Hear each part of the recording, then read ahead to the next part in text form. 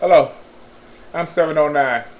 Uh, we get a lot of questions about batteries and amps. Maybe it'll be easy as I explain it to you like this here. I have a friend, got a 5 pill hitting the 8 pill. He's doing about 1200 watts. Anyway, he asked to use my 24 pill. I told him, fine, no problem, just sit here. You can come get it anytime you want to. And then I asked, I said, did you do anything else to the truck where you can be able to run it? He said, what you mean? I said, how much you getting out of the box you got in there now? He said, you're getting 1200 watts. I said, well, you basically going to get the same amount of watts.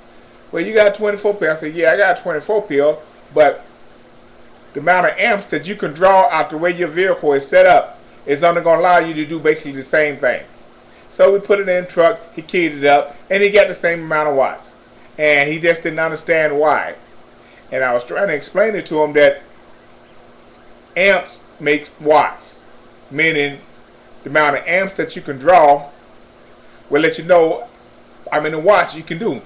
Let's say, for example, you want to do 3,000 watts. Now, it's a mathematical formula you can do that'll tell you how many amps you need to draw versus how many watts you want to do. And just for mathematics' sake, we're just going to round it off and just going to say that if you want to do 3,000 watts, in order to do 3,000 watts, you basically need to draw 300 amps at one time. If you can't draw 300 amps at one time, you cannot do 300 bird watts. So basically, for every 1,000 watts, you need to draw 100 amps. That's not quite the correct mathematical formula, whether the math's on it, but we're just going to round it off and leave it there. So in order to do 3,000 watts, you need to do 300 amps. You can't draw 300 amps at one time. You can't do 3,000 watts.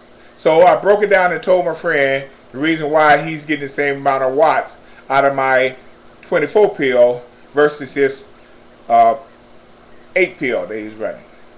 And so also another thing is the way you have your batteries. Most people daisy change their battery, meaning they got the hot and ground, they got the hot going to hot, the ground going to ground, so on and so on and so on. So technically, if they have one battery in line or 5 battery in lines daisy change that way, technically they only got one battery. Each time they hook a battery up to it, they're making that battery a little bit bigger, a little bit bigger, a little bit bigger, a little bit bigger, meaning that you have more talk time. You're not getting more amps and stuff out of there, you're getting more talk time. Now, if you hook your batteries up a different way, it will allow you to actually draw the maximum amount of amps off each battery. Another example is, okay, let's say for instance, you got a box, 100 pills in it, and you want to do 10,000 watts. In order to do 10,000 watts, you basically going to have to draw 1,000 amps at one time to get that. So you run to the store, you get a cold cranking amp battery, a 1,000 cold cranking amp battery. You put it in the truck, you hook your box up to you key it, and technically you should see 1,000 watts at one key, then your battery be dead. But I'm sorry, 10,000 watts at one key, then your battery be dead. It don't work that way.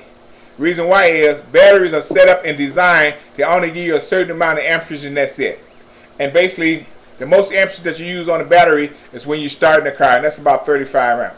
So for mathematical formula's sakes, we're going to go ahead and just say you can get 50 amps off a battery at one time. It's actually lower than that, but we're just for argument's sake, we're going to say that.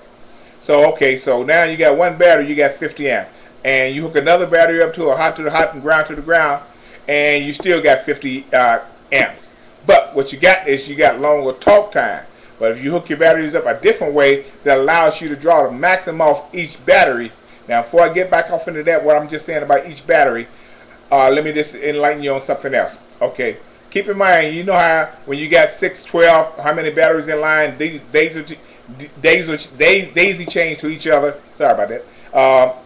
And you got a bad battery. Oh man, you know how them guys with them battery packs are always saying, man, I got a bad battery, I got to find this bad battery I got. Reason that is because a battery won't overpower another battery.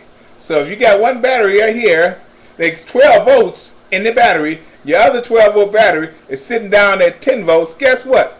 Every battery in the truck draws down to 10 volts. a battery is not going to overpower another battery. It always draws down to the weakest battery. That's the reason guys be talking about, man, I got to find this bad battery I got back there. I can smell it, and ooh, it smell like rotten eggs. Ooh, I got to check each individual battery, because you have to take each one of them batteries to loose and check them. Now, the way I've been running my batteries, and a couple of other people have been running their batteries, that if we had a bad battery, we actually wouldn't know it as far as power-wise, because the power wouldn't be off. A lot of times I used to keep the truck off because it didn't make too much of a difference, because I got the same amount of wattage. You know, with truck running or off, same amount. Because the way I had my battery pack, it was totally set up differently. It wasn't daisy chained. It actually was able to get the maximum power off of each battery and draw it to the pole. And then at the end of the pole, I had my box hooked up to the pole. So that way when my box called for power, it was drawing it off the poles, and the battery was giving the maximum off of each one of its batteries, the amperage it allowed to the pole. I got an example right here, which you probably wouldn't be able to really see. But if you hit me up, yeah, I figure you wouldn't be able to see it, because poor lighting, and I'm not a good director, and cheap cam, blah, blah, blah. But if you hit me up, I'll end up sending it to you, and you'll see the difference between the way everybody running them and the way I was talking about running. And you'll see that how you get the maximum offer, because each battery is not hooked up to another battery. Each battery is actually separate, but it's on one system. Yeah, I know I lost half of y'all right there, but trust me, you'll see. Now,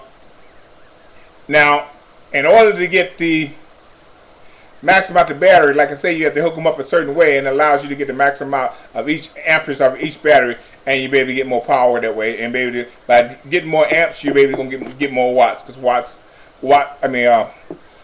amps equals watts. So you understand what I'm saying? Yeah, and you'll be able to see that once you end up by emailing me, and I give you the diagram. You understand what I mean by the diagram, by the way the batteries are set up.